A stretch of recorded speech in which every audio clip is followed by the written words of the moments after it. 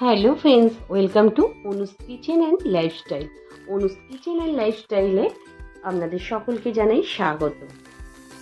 আমি আজ আপনাদের সাথে এক নতুন রেসিপি শেয়ার করব বলে চলে এসেছি। আজ আমি বানাবো তেল চিংড়ি। তো এই তেল চিংড়ি রেসিপিটা কিভাবে বানাবো একবার দেখে নেওয়া যাক। শতকর প্রথমে তেল চিংড়ি বানাতে গেলে লাগবে, প্রথমে আমি একটা কড়া বসিয়ে নিয়েছি আর এবার আমি গ্যাসটাকে অন করে নেব। আমি গ্যাসটা অন করে নিয়েছি, কড়া বসিয়ে দিয়েছি। এবার বেশ কিছুটা তেল আমি দিয়ে দেবো।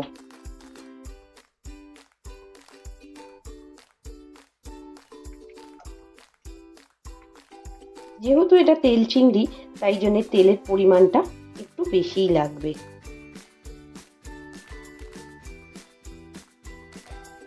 চিংড়ি মাছ দিয়ে তো অনেকেই অনেক রকমের পদ বানিয়ে বাড়িতে খেয়েছেন।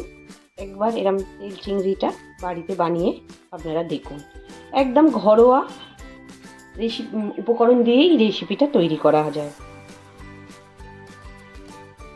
তেল চিংড়ির জন্য যেটা মেন লাগবে সেটা একবার দেখে নেওয়া যাক। তেল চিংড়ির জন্যে আমি শতকর প্রথমে চিংড়ি মাছ এখান থেকে বাজার থেকে কিনে এনে খুব ভালোভাবে চিংড়ি মাছটা ধুয়ে নুন আর হলুদ আগে থেকে মাখিয়ে রেখেছি। ওদিকে তেলটা আমার গরম হয়ে গেছে, এবার দেখে নেওয়া যাক। এবার তেলেতে দিয়ে দেবো আমি বেশ কিছুটা কাশ্মীরি লঙ্কার গুঁড়ো। এটা আমি হাফ চা চামচের মতনই ব্যবহার করেছি। এবার তেল গরম হওয়ার সাথে সাথেই দিয়ে দেবো আমি চিংড়ি মাছগুলোকে হালকা করে একবার ফ্রাই করে নেব।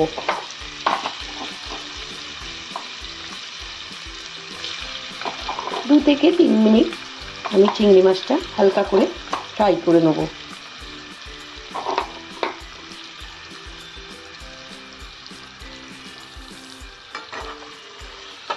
খুব হালকা করে চিংড়ি মাছটা ফ্রাই করে নিতে হবে। আপনারা চাইলে এই চিংড়ি মাছটা আর একটু বড় সাইজেরও নিতে পারেন।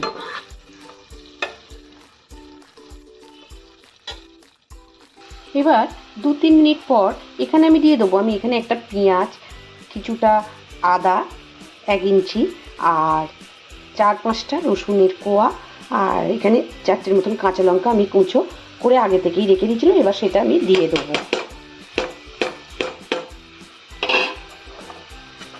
দিয়ে আবারও 1 থেকে 2 মিনিট খুব ভালোভাবে আমাকে এটাকে ফ্রাই করে নিতে হবে। আর দিয়ে দেবো স্বাদ অনুসারে নুন।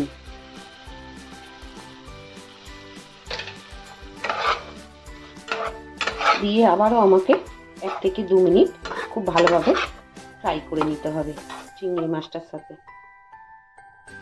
আর দিয়ে দেবো হাফ চামচ হলুদ গুঁড়ো। খুবই কম মশলা দিয়ে আমার এই তেল চিংড়ি রেসিপিটা বানাবো।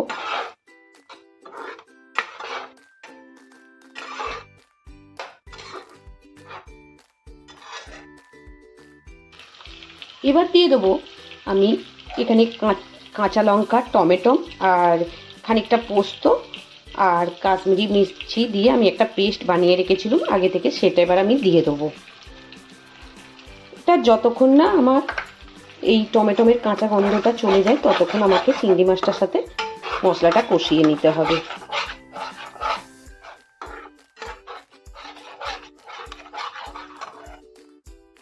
এবার আমি এতে দিয়ে দেবো স্বাদ অনুসারে চিনি।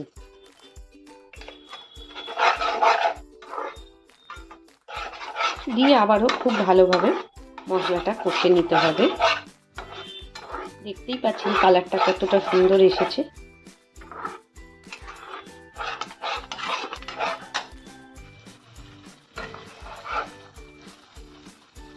কালারটা দেখুন কত সুন্দর এসেছে তেল চিংড়ি। আপনারাও বাড়িতে এইরকম চিংড়ি মাছ থাকলে এরকম তেল চিংড়ি বানিয়ে খেয়ে দেখুন। আশা করছি আপনাদেরও ভালো লাগবে। আর এই রেসিপিটা ভালো লাগলে তেল চিংড়ি এই রেসিপির পুরো ভিডিওটা দেখার জন্য অনুরোধ রইল। আর দেখার পর যদি আপনাদের ভালো লেগে থাকে অবশ্যই একটা কমেন্ট করে দেবেন। আর আমার চ্যানেলে আমার নতুন বন্ধু হয়ে থাকেন, তাহলে আমার চ্যানেলটিকে অবশ্যই সাবস্ক্রাইব করে নেবেন আর পাশে থাকা বেল আইকনটি অবশ্যই প্রেস করে দেবেন। তাতে কী হবে, আমি যখনই নতুন রান্নার রেসিপি কোনো কিছু শেয়ার করব তখনই আপনাদের কাছে নোটিফিকেশান পৌঁছে যাবে। তাহলে খুবই সহজে আমার রেসিপির ভিডিওগুলো আপনারা দেখতে পাবেন আর খুবই কম সময়ের মধ্যে এই তেল চিংড়ি রেসিপিটা বানিয়ে নেওয়া যায়। বাড়িতে কোনো গেস্ট এলে যদি চিংড়ি মাছ থাকে তাহলে আর চিন্তাই করতে হবে না, ঝটাপট এই তেল চিংড়ির রেসিপিটা খুবই সহজে আর খুবই কম উপকরণ, একদম ঘরোয়া মশলা দিয়ে এই রেসিপিটা বানিয়ে নেওয়া যাবে। আর গরম ভাত দিয়ে খেতে তো খুবই সুন্দর লাগবে এই তেল চিংড়ি। আমার তেল চিংড়ি রেসিপিটা রেডি হয়ে গেছে। এই রেসিপিটা যদি আপনাদের ভালো লাগে তাহলে অবশ্যই বাড়িতে বানিয়ে দেখুন। আর আমাদের সাথে আবারও দেখা হচ্ছে কোনো নতুন রেসিপি নিয়ে, নতুন ব্লগেতে। ভালো থাকবেন, সুস্থ থাকবেন, ধন্যবাদ। এবার আমি গ্যাসের ফ্লেমটাকে বন্ধ করে সার্ভ করব গরম গরম ভাতের সাথে এই তেল চিংড়ির রেসিপিটা।